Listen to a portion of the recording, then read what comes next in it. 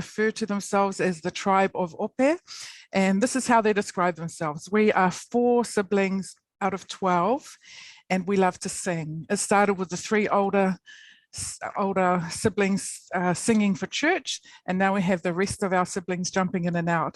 Music has carried our family through one of the toughest of times and continues to do so today. The love we have for music has definitely sweetened more than just our harmonies. It has also brought us closer together as siblings. There is not a time in our home when someone isn't making music. It is so ingrained in us that it simply wouldn't make sense for music not to be part of our lives. Welcome, Tribe of Ope, the Siosel family, to lead our opening loto via song.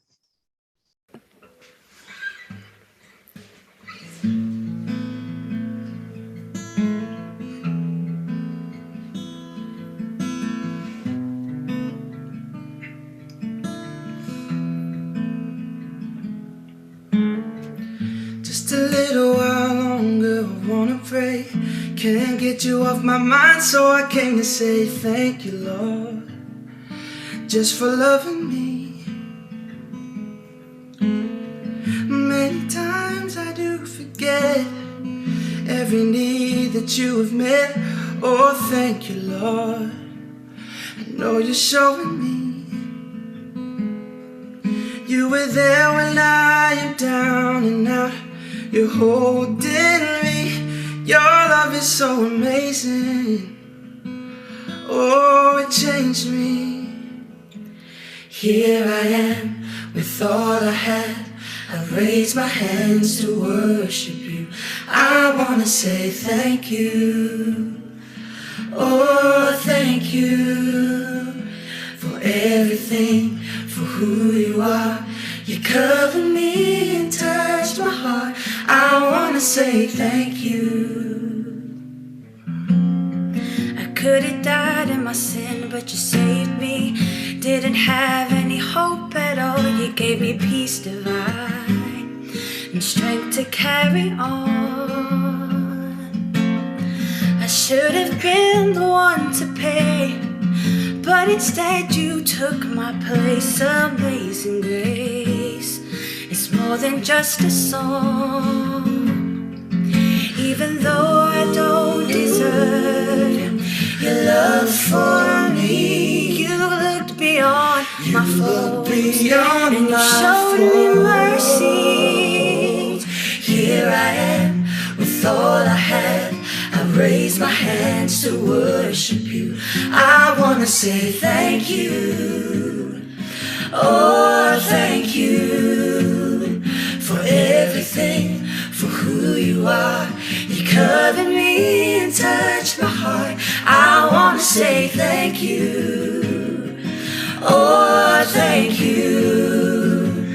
Here I am with all I had. I raise my hands to worship you. I wanna say thank you. Oh, thank you for everything, for who you are. You covered me and touched my heart. I wanna say thank you. I wanna say thank you for the sun. I wanna say thank you for the rain. Ua Oceania faamawalalo sisi'o di maiate oi Yesu e whawhetai ilo alofa I mea ua e whaia wana o oela ufa amoe moe Yesu e whawhetai. Ua Oceania faamawalalo sisi'o lima ia te oi Yesu e whawhetai ilo alofa I mea ua e whaia wana o oela ufa amoe moe Yesu e whawhetai. Yesu e whawhetai. Yesu e whawhitai, Yesu e whawhitai.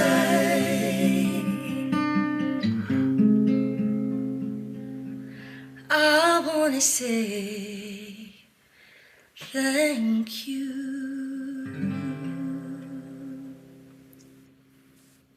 Whawhetai malo Alberto, thank you so much, Sio family, for blessing us, for blessing this day with this beautiful song and Lotu Vaya song.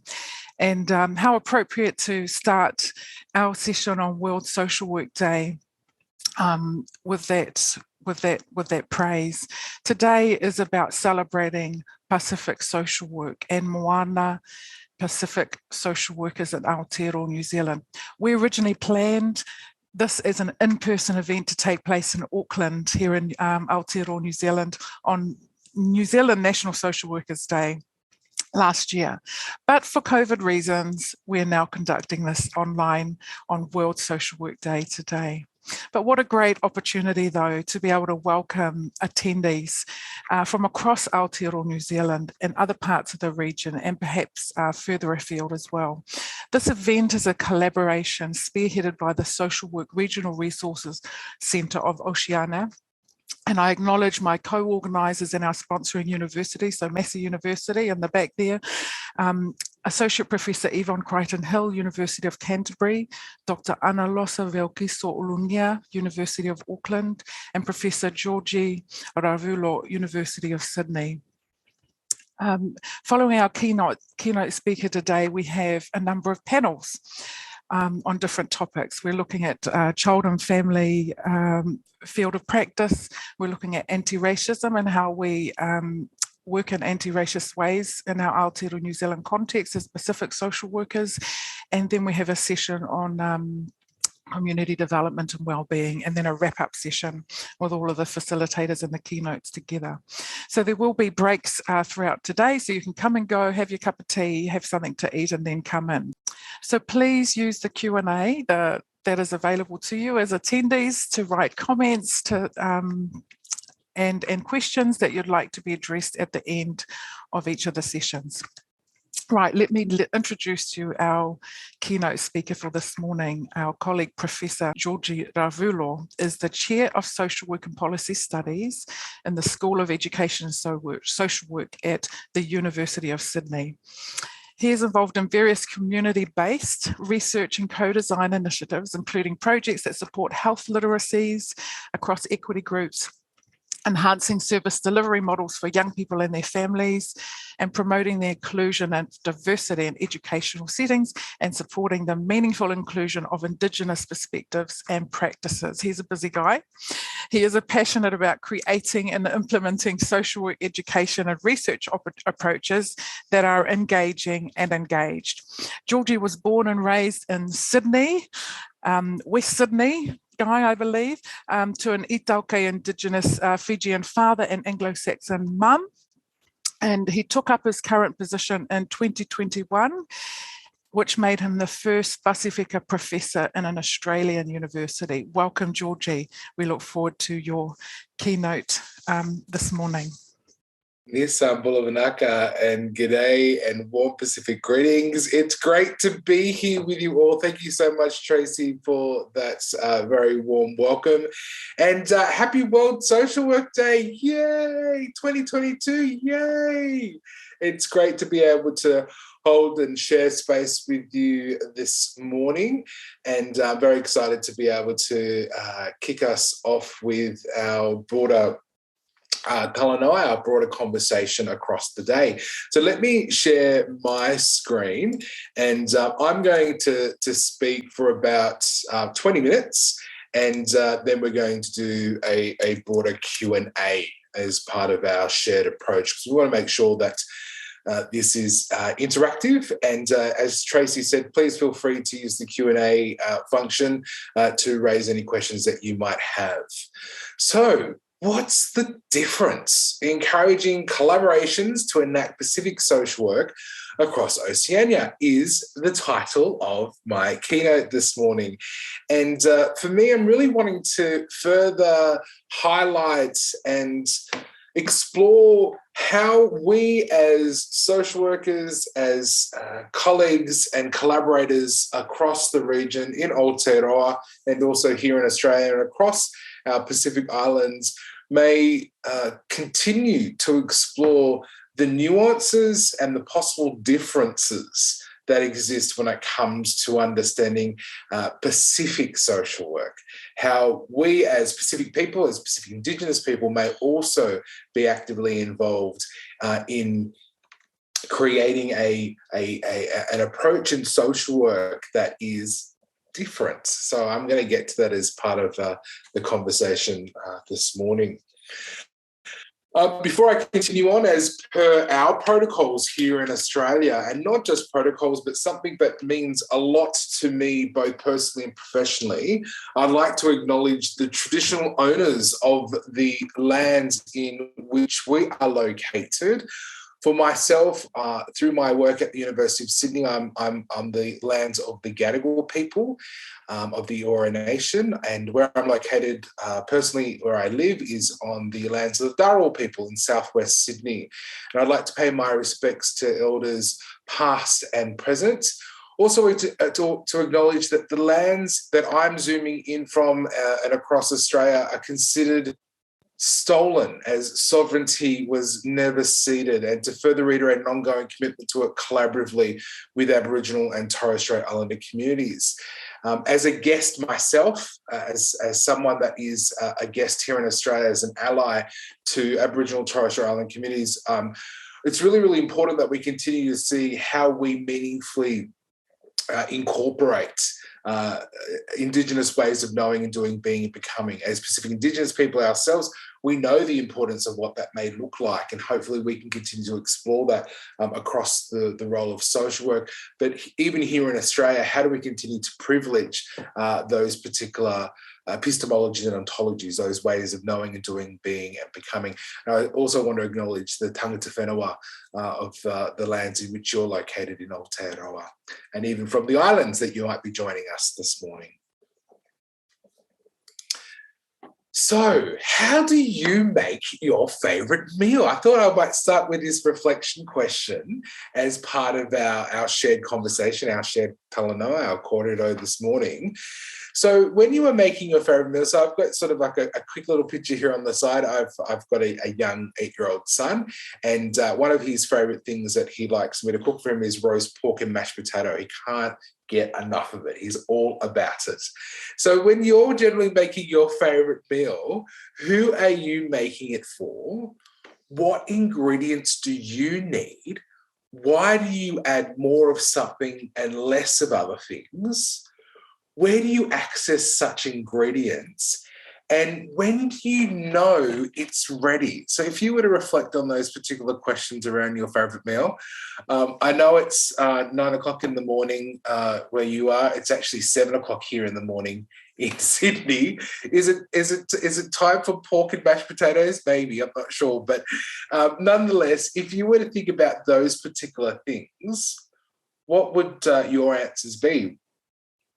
Now, you're probably going, why have you used this analogy around making food and your favourite food? Well, what I'm suggesting is that social work, like any other profession, is made up of different ingredients, is made up of different ways of knowing and doing, being, becoming, is made up of different perspectives and practices and approaches, just like any good meal. There's lots of different parts of that. And social work is the same sort of thing as a profession where pork and mashed potatoes, well, no, we're more than pork and mashed potatoes, but we are a profession that strives to actually take on different areas of society and different bigger picture perspectives to make a difference. Well, that's generally our goal. And sometimes when we do go into social work, it can be quite challenging, especially in Western contexts, to understand and nuance specific Pacific practices and perspectives that would hopefully lead to making a difference. And that's what I'm wanting to do as part of our shared conversation, is to further look at what are some of those key ingredients that may provide us with an opportunity to understand the difference. So what is the difference? what is the role of Pacific social work across the region? So it is World Social Work Day 2022, and the theme for World Social Work Day is co-building a new eco-social world, leaving no one behind. And I'd like to suggest that one of the biggest ways that we're going to create or co-build this eco-social world and hopefully leave no one behind is to do these three key things, which I think are key ingredients to understanding the role of Pacific social work, but also the role of leaving no one behind when it comes to enacting social work.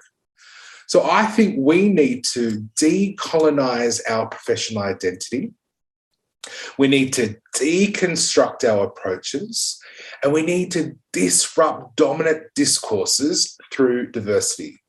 Now, a lot of D words, but that's intentional. So to decolonize a professional identity, deconstruct our approaches, and disrupt dominant discourses through diversity. So what I'm going to do now is actually unpack each one of those particular areas with scope to provide you with some practical examples of how this may actually occur and some of the things that I might have been involved in as part of that shared approach of decolonizing, deconstructing, and disrupting, especially when it comes to creating and enacting Pacific social work across the region.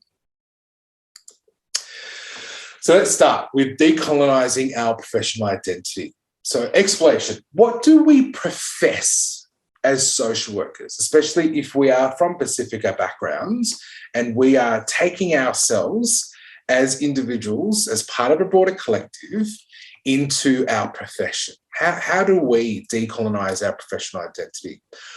Well, if we look at this idea of development, what does it actually mean? So I think one of the key things that we need to be conscious of is we need to include our ethics and values towards the notion of development. Now, development is quite a loaded term, and it's something that is generally defined by the critical mass and all those in power. And I'd like to suggest that development is a term that we need to continuously decolonize when it comes to understanding what we are actually doing in space and place. When we talk about development, is it truly inclusive? When we talk about development, does it also involve diverse ways of looking at the world? And so a lot of the time when we look at some of those particular narratives or discourses when it comes to the way in which development occurs, we need to start to think more broadly of being more aware and inclusive of those Indigenous perspectives that may help to decolonize the status quo, the norm, the way in which we do things around here. So this includes even understanding the role of the global definition of social work, which I've got up here on the screen, and which has been given to us by the IFSW. And so we need to understand that it is about being able to ensure that when we are looking at things like social change and development, social cohesion, empowerment, liberation of people, social justice, human rights, collective responsibilities, and respect for diversities, on whose term are those things occurring? And if you look across your role as a social worker or a community worker or someone engaged across the broader region, how does this play out? Does it play out in a way that is helpful for Pacific Indigenous peoples? Does it create scope for those particular perspectives to be part of the way in which we do things as social workers? Because a lot of the time, social work traditionally has been shaped and formed by Western perspectives, by the idea that what we do in the developed countries, in the countries that are generally ones where they are economically a lot more advanced than developing countries or countries in the global south, we generally think that, you know, we need to go into spaces from these locations and help people develop. But we need to further unpack and really readdress this idea of the who, what, why, where, when it comes to the role of our social work practice, our perspectives, our policy, and even our research. So we really do need to decolonize our professional identity to be more than just going in and creating normal families on the terms that we get from a lot of those Western perspectives. So it's really important that we continue to decolonize. Feel free to continue to put your questions in the chat, because we are going to get to them as part of our shared conversation this morning. I'll give you an example of how we can decolonize our professional identity. And this comes from a book that I was involved in collaborating with some dear colleagues that are present in today's seminar. And this was co-edited and led by Associate Professor Tracy Marfilio and Dr. Donald Bruce Yates. And then I think there's quite a few people that are joining us on panels today and are in this room that have also been involved in this book itself. And this was published in 2019. And it was all about Pacific social work, navigating practice, policy, and research. And there was a definition that we created to further highlight how we need to decolonize our identity as social workers. And here's the definition on the screen: centering Pacific Indigenous ways of knowing and doing, being and becoming for community, family, and individual well-being, whilst counteracting structural, cultural, and personal oppressions within Oceania and throughout the diaspora.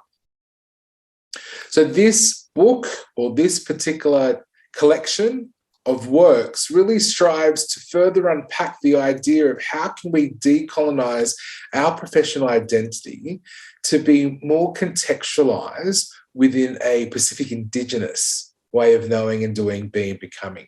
How do we bring that lived experience, that understanding of what it means to be Pacifica into the profession? And how do we ensure that is privileged rather than the Western discourse or narratives that may perpetuate our marginality, both within Aotearoa, in Australia, and even in the islands as a broader region? How do we ensure that these particular perspectives, our Pacifica perspectives, are playing out across our profession? Let's continue on, and I want to go to the second D, which is deconstruct our approaches. And this is where I'm going to encourage us to be more broader and bolder when it comes to how we implement our particular approaches in social work. So in Australia, the Australian Association of Social Workers are our accrediting body. They're the entity that oversees all social work programs in Australia, and one of their key posters is here on the screen. And this is something that I've learned from becoming a social worker here in Australia. Social workers make a difference, and there's different things that you can see here from the image that portrays what we do in social work. So there's different practices, there's different approaches as part of what we do. But again, what does this actually mean? What does this actually mean when it comes to our engagement as social workers? So one of the key things that I'm going to encourage us to continue to think through is, how do we deconstruct? How do we critically reflect and review our particular approaches in a way that, again, is inclusive and leaves no one behind? Because sometimes we as social workers are complicit in leaving people behind by virtue of the spaces in which we occupy. So it's very, very important that we are also critically reflexive and reflective on the way in which we deconstruct our approaches across education, practice, policy, and research. So what are we teaching our future social workers? when we are educating them in tertiary institutions, what is the knowledge? Are we inclusive of local and regional Indigenous perspectives? Are we teaching global South theories and literature? Is there cultural diversity and its differences within the curriculum? Is that part of what we're actually teaching? When we're suggesting readings for people to consume, are they from BIPOC, Black, Indigenous people of colour? Are they? Or are they, again, generally from those authors from the global north? The other key thing we need to be aware of is what informs our practices. So when it comes to things like case management and group work and community development, what are those particular processes that informs our practices? So when we are engaging with case management, is it focused on the client and their families, or is the case management administratively led or punitively led, especially if you're in statutory organisations as a social worker? Do we generally, through our group work and community development, are we actually empowering people to be self-determined, to have agency, to have autonomy? Does that generally come through in our practices? When we're developing policies, especially social policies and other broader implementation in the way in which we structure society, what voices are included? Are we as Pacifica people generally, are we part of the group of actors that shape the policy environment, the landscape, the policies that are coming to the fore for implementation across space and place? Is there genuine consultation and engagements? And what new knowledge, especially through research, is created? If we are involved in various areas of research, how are we enacting that? Are there diverse methodologies, including Indigenous methodologies, as part of our engagement? So the next screen here actually provides an example of some of the work that I've been involved in deconstructing our social work approaches. I was involved in a project called Mental Health Talanoa, and this project was funded by the New South Wales government, New South Wales Ministry of Health, and various primary health networks here in Australia. And they provided funding for us to work with Pacifica communities in Greater Western Sydney. And this is where we wanted to create scope for us to create a mental health talanoa across our communities as a means to ensure that we were becoming more aware, or more what we call health literate. So increasing and improving our health literacies around mental health and well-being, but not necessarily on Western terms, but rather on Pacific terms, on the way in which we understood our own Pacifica perspectives when it came to well-being. So here on the left-hand side, you can see the model that we put together when it came to the actual engagement in and of itself. And this one was led by a collaborative nature, where we worked alongside advisory and reference groups who then informed our research, our education, and our training. So the talanoa is actually shaped like a fret, F-R-E-T, like a little wave, like a little wave that would have a ripple effect. And the idea was that it was not static or fixed, it was fluid and organic, the way in which the research project occurred, alongside the collaborative nature of our work with community members, and they then informed the other components associated with our research projects. We're also conscious of the way in which the other variables and factors, or the ingredients, the way in which we do our social work research was actually informed by individuals, families, community, and broader systems. I will make my slides available, and there is a whole series of resources that we developed from this empirical research. We ran a whole series of different surveys from a quantitative point of view, and qualitatively we did some talanoas as well as part of that shared approach. And this has now shaped a series of different infographics and resources that we were able to design, including this infographic on the possible signs and symptoms associated with having a mental illness across Pacific communities. So this suggests that different ethnic communities will have different symptoms related to a common mental disorder. It's not all the same universally or globally. And again, that's what Western perspectives may lead us to believe, that there are certain signs and symptoms that are universally applicable for all community groups globally. Well, this research strove to counteract that and look at some of the different prevalence of symptoms associated with Pacific mental health. What we also did, excitingly, was also create a series of Pacific Indigenous mental health lexicons in different Pacific languages, including Bislama, Fijian, Samoan, and Tongan.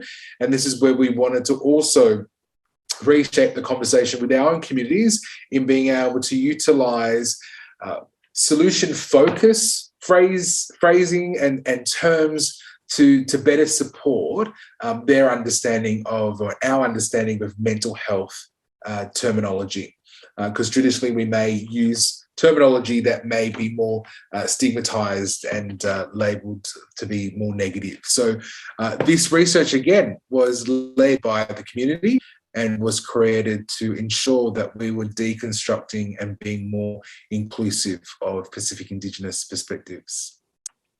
And again, the link here is available for us to look at. Or you can do that at MHT Talanoa is our social media handle, so check that out. Okay, on the home stretch. So let's go to the third D, which is around disrupting dominant discourses through diversity. So this is where we're going to shake up the status quo, okay? Now, I know one of the reasons why I went into social work was because the status quo was disserving, was actually creating more issues for our Pacific people. When I, in my late teens, in my final year of high school, I came across a report from the Judicial Commission of New South Wales that showed that Pacifica young people, despite having this exact same offences, the exact same offending history, would receive double the sentence severity than their white counterparts. And that made me angry. But it also led and inspired me to go into a profession that hopefully strives to disrupt dominant discourses through diversity while shaking up the status quo. So what are we doing as social workers? What can we do in Pacific social work to ensure that we are doing this in a way that is helpful? So this is where we look at things like the welfare state, which revolves around the notion of social policy.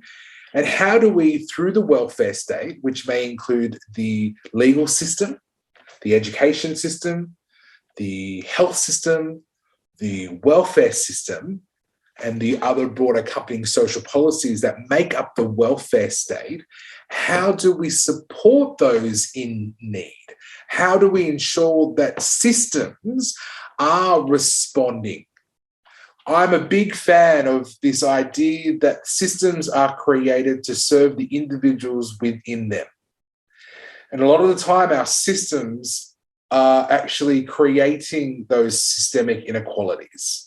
So as a result, point number 2, we need to create social systems that are inclusive, that are actually tailored to ensuring that the diversity within the people that are within the individuals and families and communities that exist within are part of creating those systems rather than the systems being on top of. And we see this all the time, especially in Western context. So how do we also understand systemic inequalities?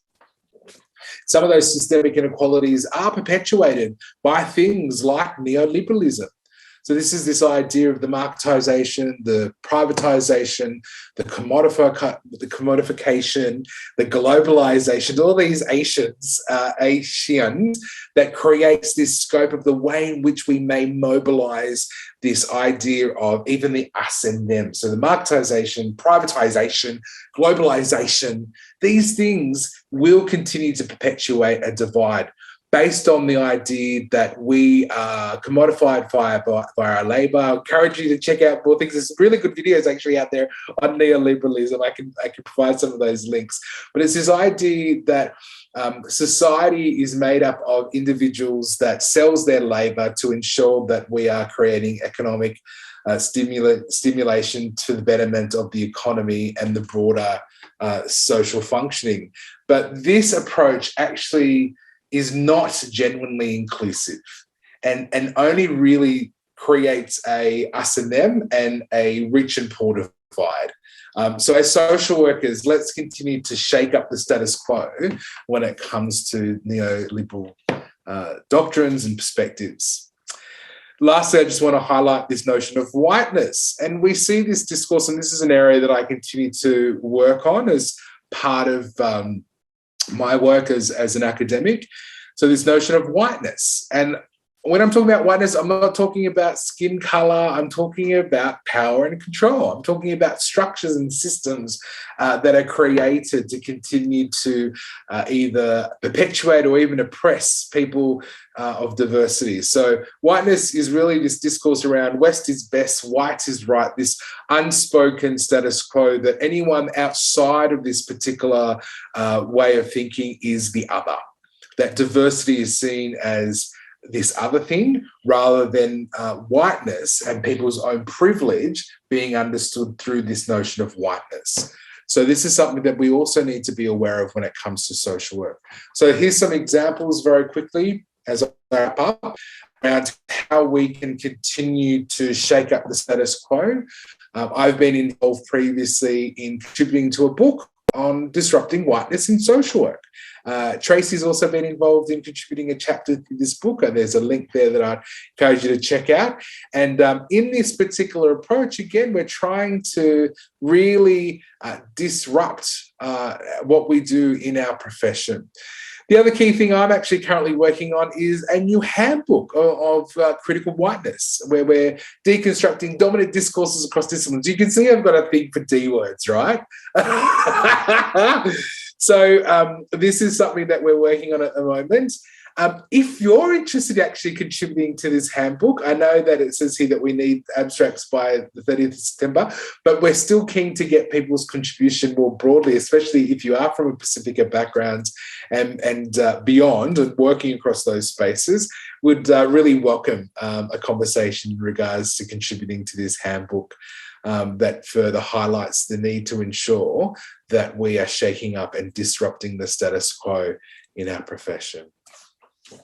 So here's my final thoughts and provocation before we go into a Q&A. How far will we go as a profession? How far will we go as part of our shared approach to decolonize, deconstruct, and disrupt? How far will you go as a social worker, as a broader profession, involvement in a profession, and even as a region? How can we as a profession in a broader region across Oceania continue to decolonize, deconstruct, disrupt our own involvement in social work, in even Pacific social work, to ensure that no one is left behind? Thank you so much for the opportunity to share this morning, and I look forward to our shared conversation. Naka. Jioji, thank you so much for this delightful presentation and for deepening our thinking about our profession, especially about decolonising, deconstructing and disrupting as we move forward. It's great to see the attendees have increased since you started, and we have a number of panelists here. So this is a time where we'd really like to invite any reflections or comments or question to Professor Ravulo. I'm not sure whether technically something's not working and I can't see the questions or you can't post them, but we have opened up the chat. So I believe everyone can chat now with everyone. So if you'd like to go ahead and put a question or a comment on the chat, please do so. Or something's come in. It's just an appreciation Jioji, for your presentation. Not a question there yet, but also if you would like to, noting we are recording, but if you'd like to kind of speak your response, your comment or your question, please raise your hand electronically and we'll be able to see that, and I'll be able to bring you in so you can say your question if you prefer to do that than writing it. So just while we're waiting for that to happen and people are gearing up their questions, I just want to acknowledge some people who are in attendance here today. I want to acknowledge Sharon Roberts, who is our Aotearoa New Zealand Association of Social Workers president. It's great to see you here today. I want to acknowledge Leituala Kwiniselane Tualupe Tango, who is at the SBC. So it's great to have someone from a regional organisation who is joining us today.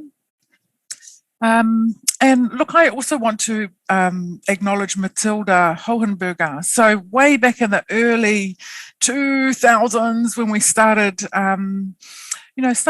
ramping up and doing some journal issues around Pacific social work. Matilda was at the forefront of that, leading our Pacifica interest group with ANZASW. I also want to acknowledge and thank our panelists who are here. You're going to be hearing from them later today, and in many ways expanding on what Jioji has laid out this morning, the challenges laid out. So it'll be great to hear that unpacking. And we're so excited with the speakers that the panelists who are coming together, because they're all people that us as organisers kind of look up to in terms of being senior practitioners, in terms of being movers and shakers and respected people in this field of Pacific social work. Okay, I'm just wondering, Yvonne, if you're there, and I have missed some questions, if you can jump in. There's a question here. Oh, great. You can see it, Jioji. Okay, well, I'm going to go for it. No, all good.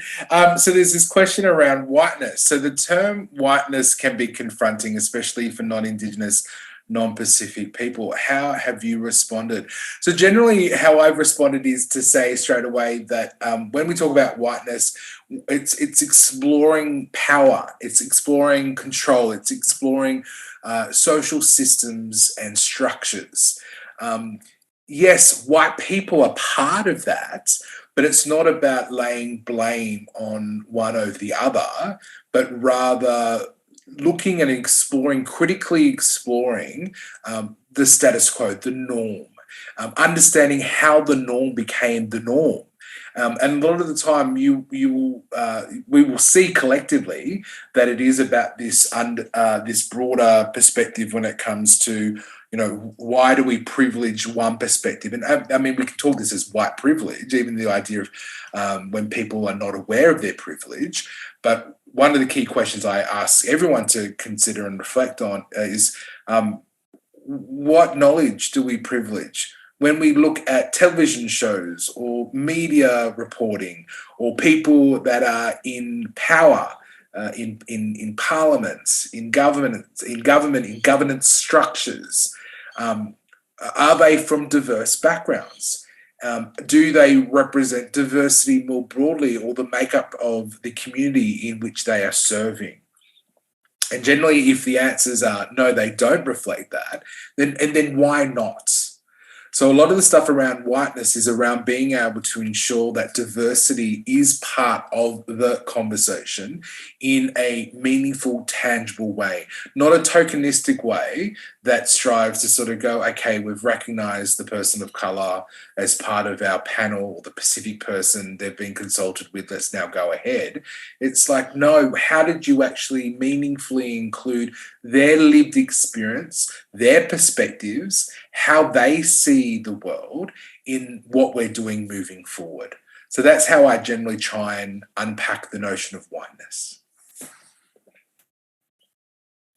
Some other questions and comments here are around this notion of disrupting. Yeah, I'm a big fan of disrupting. And it's really interesting. I know that I'm conscious of not becoming that angry person of color, because that does happen in these spaces. But at the same time, I generally strive to disrupt diplomatically. Another D word. So by disrupting diplomatically, I'm striving to bring everyone on board in the conversation with me. And this is where a lot of our Pacific Indigenous perspectives around collaborating with people in a collective context. So I, as part of my role here at the University of Sydney, help oversee our discipline. And so I generally use three C words as part of the approach in which I engage our broader team. And that is to be collective, to be collegial, and to be collaborative. And part of that is to ensure that I'm also bringing my Pacificness to the conversation. So I run our team meetings like a talanoa. I also run all these working groups that I'm involved in, both internally and externally, like a talanoa, where our main standing items that we discuss when we meet is where are we up to and where to from here. They're the only two standing agenda items, because I want us to have a collective, collaborative, and collegial conversation. So that's how I disrupt a lot of the Western white spaces in which I occupy, to ensure that is inclusive of our perspectives. That's great, Jioji. Yes, there's a lot of, questions and comments that have come through about this idea of disrupting and how you agitate as a Pacific social worker within a white social work system. So you've addressed some of that, and also the panel that's happening early this afternoon. We'll be unpacking that a bit more. Just acknowledging some of the comments, really, from Faye Hunt. Ioane, lovely to have you here, Faye. And just reflecting on that leaving no one behind theme, that it's central and transformative as part of the 2030 agenda and the SDGs that is driven in the Pacific. Yeah, thank you for the comments that are coming through. Oh, I like this idea. Shades of whiteness. Have you seen that one too? Speak to that. I love the idea of shades. The shades of whiteness, definitely. So I think that's, if I'm assuming I understand the question of shades of whiteness, so I'm also about living beyond the binary. So I've generally lent to this idea, and this is where deconstructionism comes into play, where it's not about us and them, or black or white, or Pacific or non-Pacific, or white or black, good or bad. It's about the greys that may exist, and that's what I generally try and lean into and elevate. So the grey approach, or trying to understand the shades of society, is about understanding that differences do exist across many different areas and many different categories of diversities, including ethnicity and class and gender and sexuality and religion and age and ability and language and indigeneity. So there's a long list of diversity and its differences. How does that meaningfully become included in the various conversations that we have as social workers across different systems and structures? And that includes even the way in which we deconstruct concepts of whiteness, or even critical whiteness. And that's why we're looking at this handbook around how do we understand the role of whiteness, but not in a static fixed way, more in an organic fluid way, to ensure that we capture, again, those lived experiences and realities. Thank you, Jioji. There's just this other question that's come from Maylene Jennings, saying that she finds one of the challenges is when Pacifica within an agency, a consultant asked to define cultural competency. How can this be measured? Who decides what competency looks like? As Pacifica, I wonder if this is an example where we can try and disrupt. Have you got any comments on that? I do. So I now talk, instead of cultural competence, which is this, again, fixed and static perspective on diversity and culture and us learning about them and how we work with them and those people, the terminology that we're starting to lean and elevate more in social work and across other disciplines is cultural humility. So cultural humility is this concept that strives to work together in learning together and working together across our differences. So it's one where you go in as a social worker with a learning attitude, that if you don't know what is and or makes this person different, rather than applying your lens or your competence in working with them, you ask and you learn about their existence and their understanding of the world around them. And so cultural humility is making yourself humble as a practitioner, as a learner, to be that on your journey in your engagements with other people. Thanks, Georgie. And I also just want to acknowledge some other people who are here with us, because last year, Jean Mataira and I, and some others who's one of our speakers early this afternoon, looked at cultural humility, our cultural humility framework for working with for the children's workforce. We're working with Pacific children and families. And I want to acknowledge Cynthia Dash, who's here from Youth Horizons Trust, as well as Brenda, the CE of Whenua Ola, and of course Sally Dalhousie from the whono, who will be speaking later this afternoon, who are on the technical advisory group overseeing that, as well as Faye, who's here. So there's some people here who are involved in initiating and supporting that work. So we're looking forward to that being, hopefully a useful resource and tool for the sector around cultural naming and framing around cultural humility. We might have kind of be coming to the end there, Georgie. Yeah.